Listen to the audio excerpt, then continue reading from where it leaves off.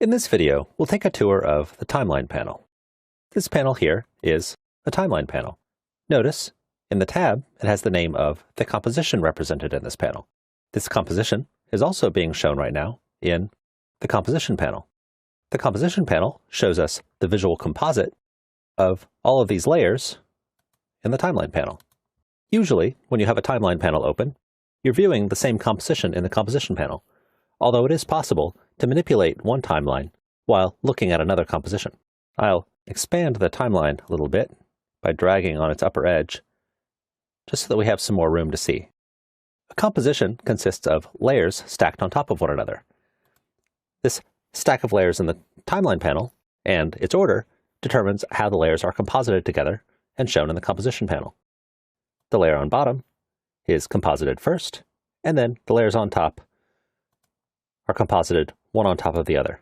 Each layer includes several properties that you can see on the Timeline panel. Let's click the triangle next to this one and look at its transform properties. I'll move the current time indicator until we can see the logo spun all the way around so that we can see its front face. And now I can manipulate the property here in the Timeline panel.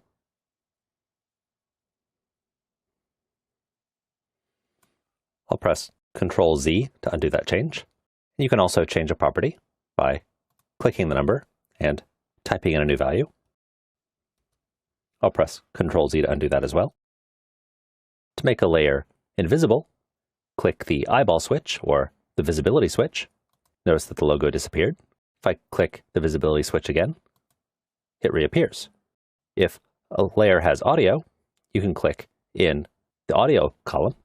For example, the Paladin footage layer does have audio. So if we click, it turns the audio on. Click again to turn it back off. To solo a layer, meaning to show only that layer, click in the solo column. To unsolo, meaning to show all the layers again, click again. You can solo more than one layer by clicking solo for more than one layer. But since we only have two visible layers here and an adjustment layer, there's really no point in doing that now. To prevent a layer from being selected or modified, you can lock it by clicking in this column. Now that this layer is locked, if I try to select it, it just flashes and doesn't let me do anything.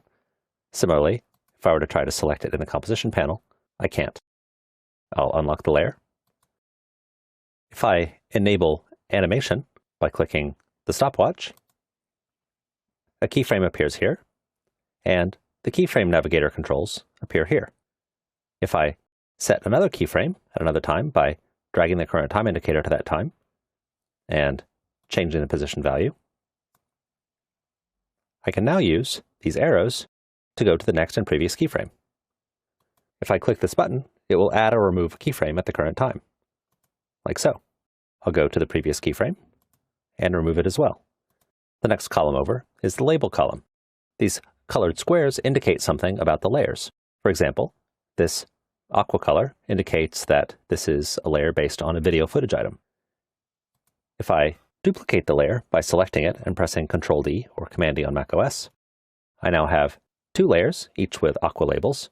Now, one of them is selected. I'll click its label color and choose Select Label Group. Now notice, every layer that has the same label color has been selected. If you click the column heading here that says Layer Name, it switches to Source Name, and instead of showing the name of the layer that I've given it, it shows the name of the source item, which is the name of the footage item in the project panel. If I right-click or Control-click on macOS, I can choose Reveal Layer Source and Project and see the footage item that this is based on. We're currently seeing switches in the layer panel. If you click the Toggle Switches and Modes button, it shows blending modes instead of those layer switches. Blending modes determine how each layer in the composition blends with the ones beneath it.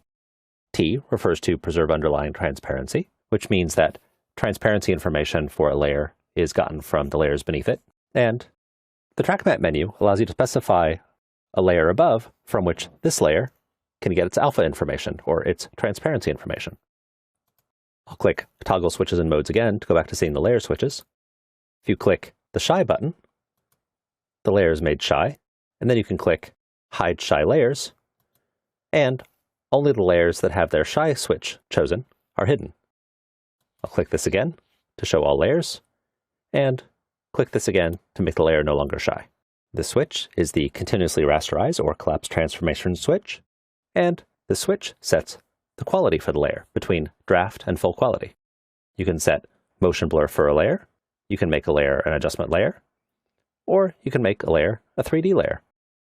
Notice that our adjustment layer has effects on it, and we can choose to enable or disable effects by clicking the effects switch. Let's put the current time indicator at a place in the composition where the effects are active. Here we have the black and white effect active.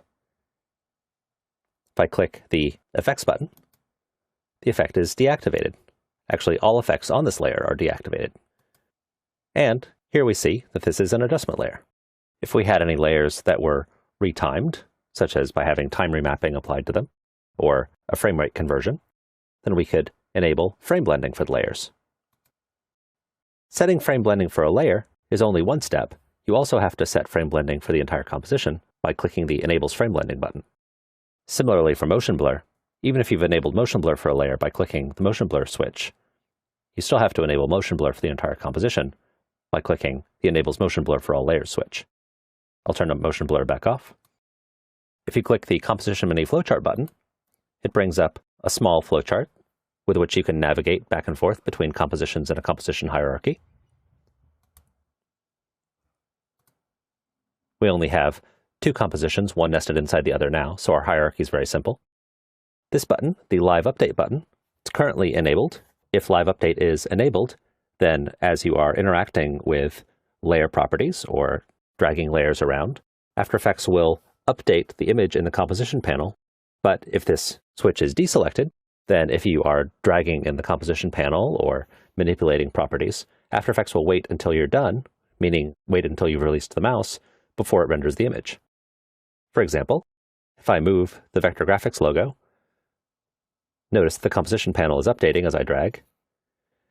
But if I turn Live Update off, I get a warning. I'll click OK. And as I drag, the image doesn't update until I let go.